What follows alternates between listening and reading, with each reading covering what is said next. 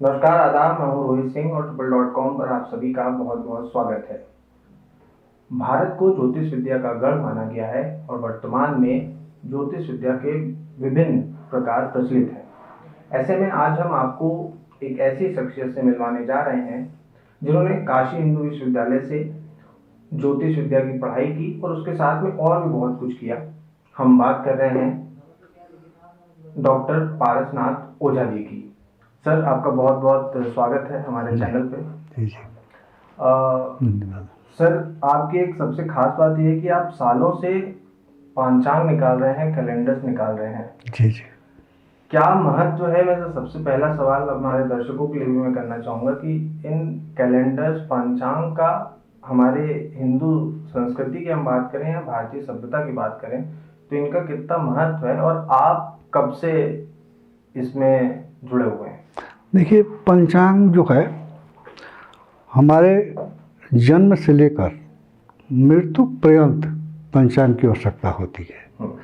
जब हम जन्म लेते हैं तो माँ को जब सूतिका के से बाहर आती है तो ये मुहूर्त पूछा जाता है कि बच्चे का स्नान कब होगा, इसका अन्नप्राशन कब होगा, इसका नामकरण कब होगा, इसका मुंडन कब होगा। तो हमारे जीवन में ज्योतिष का जो पंचांग है तभी से प्रारंभ हो जाता है और अंतिम तक जाता है। जैसे हम लोग मृत्यु को जो प्राप्त करते हैं तो उस समय भी पूछा जाता है इसके लिए दशकात कब मनाया जाएगा, तो इसका वार्षिक कब मनाया जाएगा, तो उसमें भी उसका मुहूर्त देखा जाता है। तो हमारे जन्म से लेकर और अंतिम तक जो 16 संस्कार हैं यह पंचांग के ऊपर ही आधारित हैं। इसलिए हमारे जीवन में पंचांग का बहुत बड़ा महत्व है। अब आप ये कह सकते हैं कि आप ही क्यों बना रहे हैं, और भी तो लोग बनाते हैं। प्रत्येक राज्य से छपता है, प्रत्येक काशी में भी लगभग 10-12 पंचांग निकलते हैं। देखिए, हमारे पंचांग की विशेषता ये है कि इसमें घंटा, मिनट और सेकंड तक का समय दिया गया है और भारत के किसी भी पंचांग में सेकंड तक का समय नहीं दिया गया है। तो इसमें शुद्धता की दृष्टि से हमारा पंचांग सबसे उत्तम है। तो इसलिए मैंने पंचांग स्टार्ट करना किया और 2003 से मैं ये पंचांग बना रहा हूँ। जब हम जन्म लेते हैं तो ये प्रत्येक चीज़ हमारे पंचांग के अनुसार बताया जाता है कि आपका नक्षत्र क्या है, आप नक्षत्र किस नक्षत्र के चरण में जन्म लिए हैं, आपकी राशि क्या होगी, आपका लग्न क्या होगा, आप कौन सा योग चल रहा है, आपकी कुंडली में राजयोग है कि नहीं है, आपका भाग्योदय कब होगा। ये सब पंचांग के आधार पर सब निर्णय दिया जाता है आपके जन्म समय के आधार पर। तो इस पंचांग काशी में पंचांग के ऊपर काफ़ी विवाद हुआ कि इसके भी बनाने के कई मेथड हैं।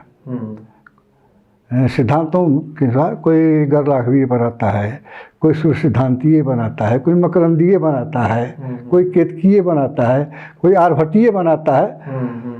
ये जो पंचांग है ये सूर्य सिद्धांतीय है। अच्छा।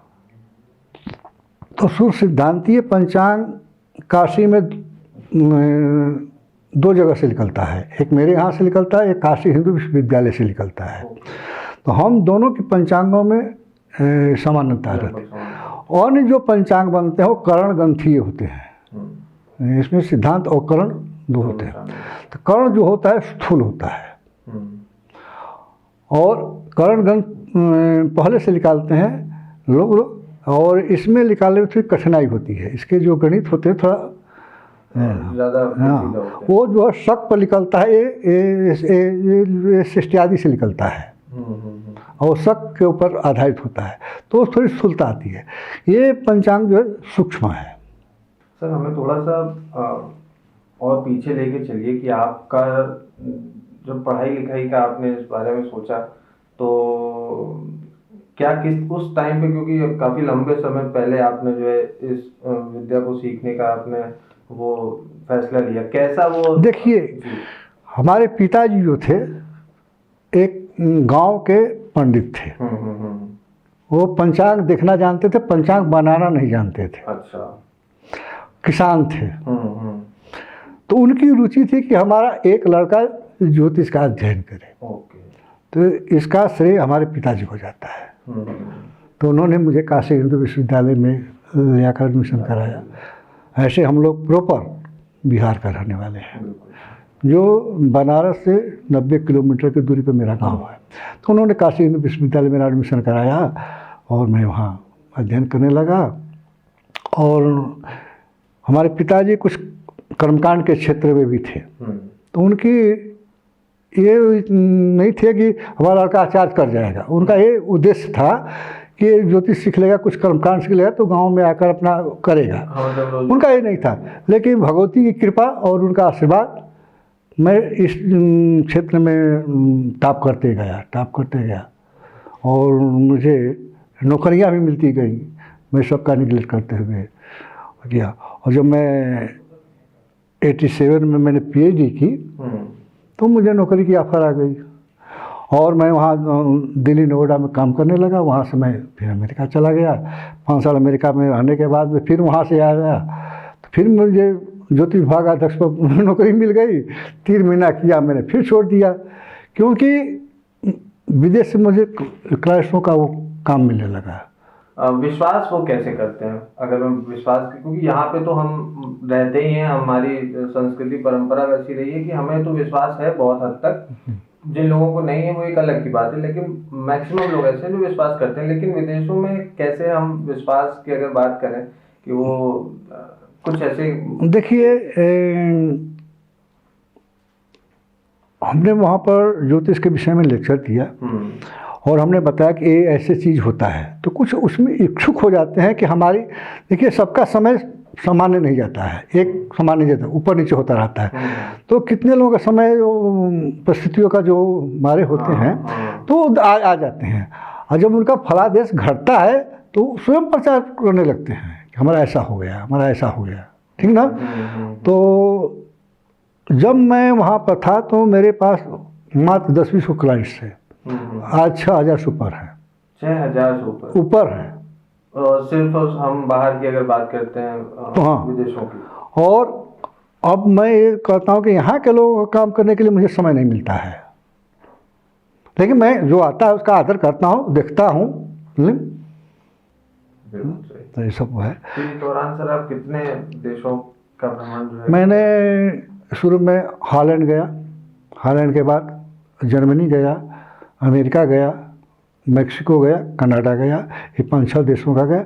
और आज के डेट में जो है मुझे कनाडा भी जुड़ा हुआ है और ऑस्ट्रेलिया भी जुड़ा है, स्पेन भी जुड़ा हुआ है, ये आपका फ्रांस भी जुड़ गया है, इटली जुट गया है। तो कई देश जुड़ गए हैं। कई देशों से लोग जो है आपके संपर्क में भी हैं, बने हुए हैं। तो ये सब और वो लोग लाभान्वित हो रहे हैं।